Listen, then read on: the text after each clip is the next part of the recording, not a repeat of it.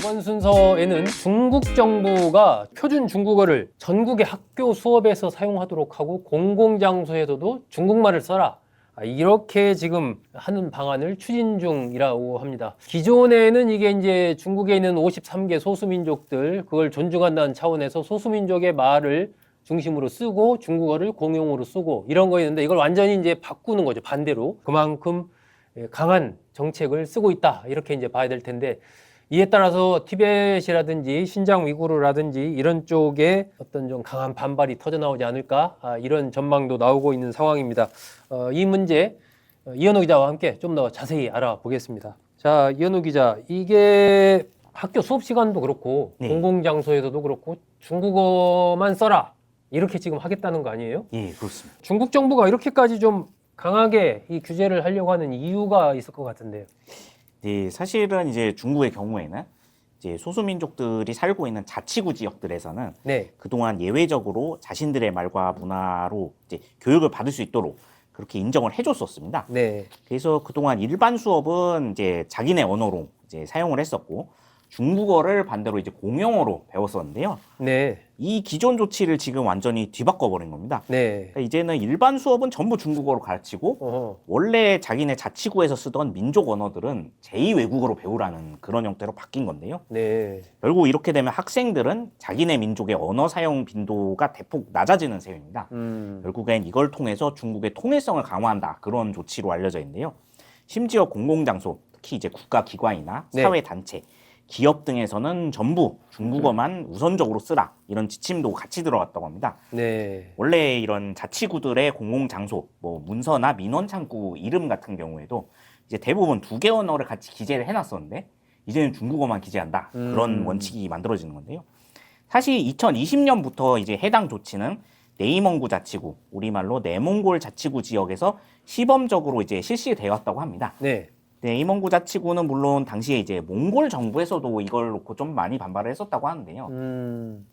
사실 이 지역은 이제 지금 몽골에 살고 있는 몽골인들과 같은 이제 몽골 사람들이 살고 있는 지역이기 때문에 이렇게 되면은 중국 내에서 몽골 민족 문화를 말살하는 게 아니냐 그런 비난이 이제 몽골 내부에서도 있었다고 알려져 있습니다. 특히 이제 신장 위구르 지역이나 티베트 지역처럼 독립운동이 강했던 지역은 더 거세게 반발할 걸로 예상이 되는데요. 이번 조치로 사실 가장 큰 영향을 받을 걸로 예상이 되고 있기 때문입니다. 네. 특히 신장 위구르 자치구 지역은 종교적으로 이슬람을 믿는 지역입니다. 아하. 그러다 보니까 주로 이슬람 경전인 코란을 읽으려면은 아랍어를 배워야 했는데요.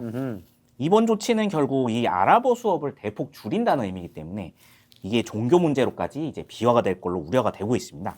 그럼에도 중국 정부가 이번에 워낙 강경하게 조치를 밀어붙일 걸로 보이기 때문에 아마 이런 충돌까지 다 감안을 하지 않을까, 감수해내면서도 이끌고 가지 않을까 그런 전망이 나오고 있습니다. 아, 그렇군요. 어쨌든 종교 문제까지 건드리게 되면 상당히 이게 좀 반발이 크지 않을까 예상이 되는데 그것까지 감수하고 지금 중국 정부가 밀어붙이고 있다.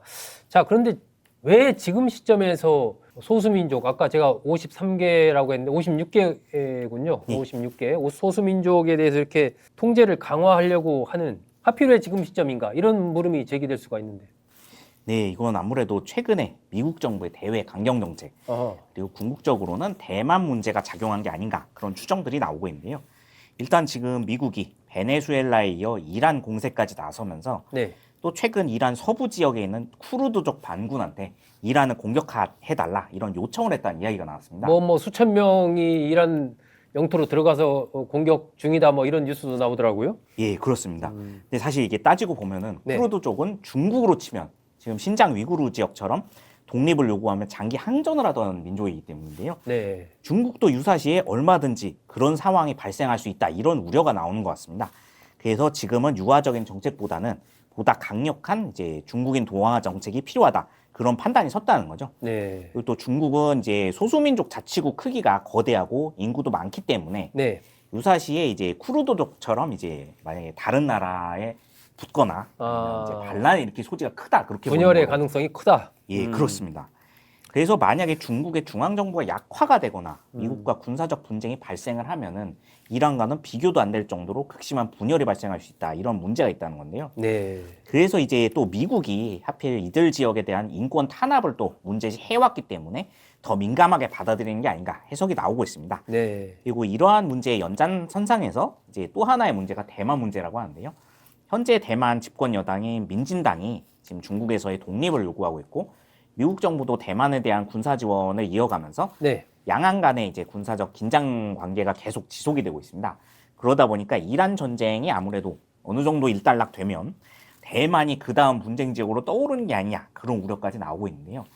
여기서 결국 중국 정부가 조금 더 약한 모습을 보이거나 네. 좀 물러서는 모습을 보이면 미국 주도로 대만을 중국에서 분리하려는 시도가 현실화될 수 있다는 우려가 나오고 또 이게 성공하면 그 다음에는 신장 위구르, 티베트뿐만 아니라 중국 내 소수민족 분리 운동이 확장되는데 기반이 될 수 있다. 그런 우려가 나오고 있다고 합니다. 네, 그렇군요. 이 신장 위구르나 뭐 티벳 이쪽은 과거부터 어쨌든 전통적으로 이 분리독립 움직임이 강하게 일었었고 그로 인해서 여러 가지 이제 충돌도 좀 있었잖아요. 네. 근데 최근에도 어쨌든 뭐 굉장히 큰 어떤 거대한 감옥을 만들었다. 뭐 이런 얘기도 나오고 하던데 지금도 그쪽 지역에서 이 분리독립 운동이나 이런 게 좀 벌어지고 있는 건가요? 네, 사실은 이제 신장 위구르 지역은 네. 여전히 이제 독립운동 세력이 거대하게 이제 진행이 되고 있다고 알려져 있습니다. 지금도요? 예, 그렇습니다. 아하.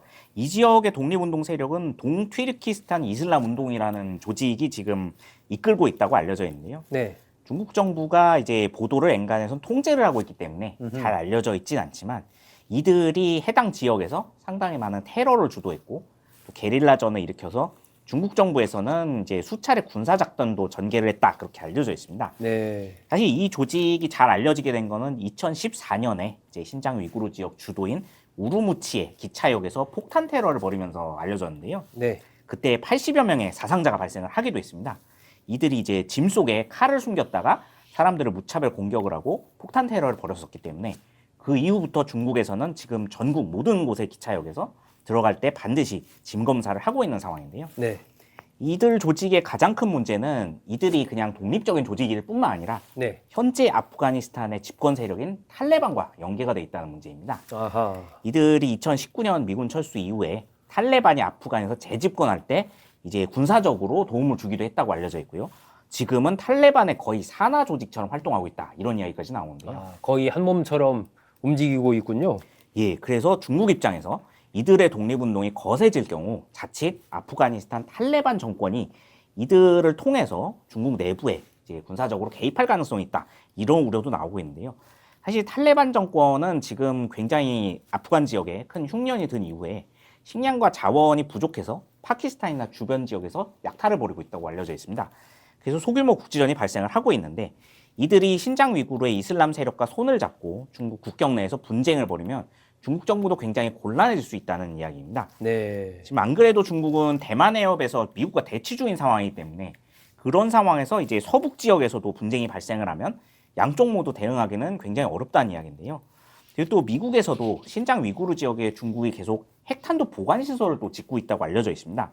비밀리에 핵 실험도 전개된다 그렇게 비판을 하면서 이 지역 안보에 굉장히 신경을 쓰는 걸로 알려져 있습니다. 네, 그렇군요. 신장 위구르 문제, 이게 중국의 아픈 가시가 될 가능성은 여전히 열려 있다. 지금도 독립운동이 일어나고 있다라는 얘기네요. 중국은 뭐 통일됐다, 분열됐다를 반복했던 그러한 역사적인 맥락이 있기 때문에 중국 정부로서는 굉장히 신경이 쓰일 수밖에 없는 그런 일이겠죠.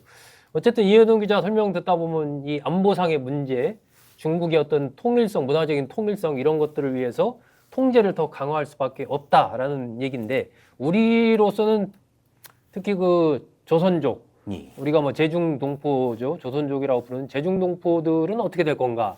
이 56개 소수민족에 들어가니까 그 문제가 상당히 또 관심사인데 어떻게 될까요?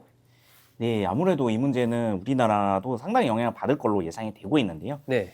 이 결국에는 말씀해 주신 대로 56개 소수민족 중 하나의 조선족으로 제중동포가 불리고 있기 때문에 직간접적으로 영향을 받을 수밖에 없을 것 같습니다.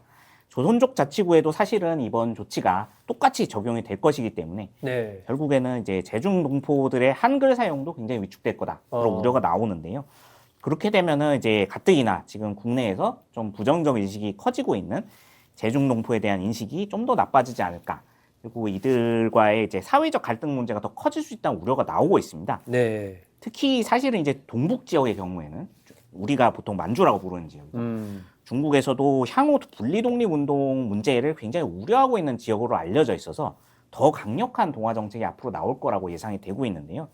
이 지역은 사실 이제 우리나라 이주민들도 많았던 상황이고 네. 최근에는 북한 주민들이 거의 이제 북한을 오고 가면서 많이 살고 있기도 하고 탈북자 문제도 지금 심각한 문제이기 때문에 네. 국제 정치적으로 좀 복잡한 상황입니다. 그리고 이제 1931년 일제가 만주사변을 일으킬 당시에 이 지역에 만주국이란 괴뢰 정권을 세우고 이제 만주족 황제를 데려와서 민족 자결주의를 이제 침공의 명분으로 쓴 적이 있기 때문에 그런 부분에서 아마 중국에서 더 민감하게 받아들이는 걸로 지금 해석이 되고 있습니다. 네. 이런 부분에 대해서는 우리나라 정부도 이제 최대한 제중동포 사회에 피해가 없도록 앞으로 중국과 협의를 많이 해 나가야 할 걸로 보인다. 그런 해석이 나오고 있습니다. 그렇습니다. 중국의 이 소수민족들을 대상으로 한 이른바 민족통합 촉진법 이 문제가 향후에 갈등의 소지가 있어 보이고 또 우리로서도 어쨌든 제중동포들과 긴밀한 여러 가지 일을 하는 것들이 많은데 이게 시간이 지날수록 더 좀 갈등의 요소 또 실질적으로 현실적으로 교류를 많이 하기가 또 쉽지 않은 그런 상황이 될 수도 있는 문제여서 우리로도 좀 주의 깊게 봐야 될 그런 상황이 아닌가 싶습니다. 자, 이현우 기자 수고했습니다. 네, 감사합니다.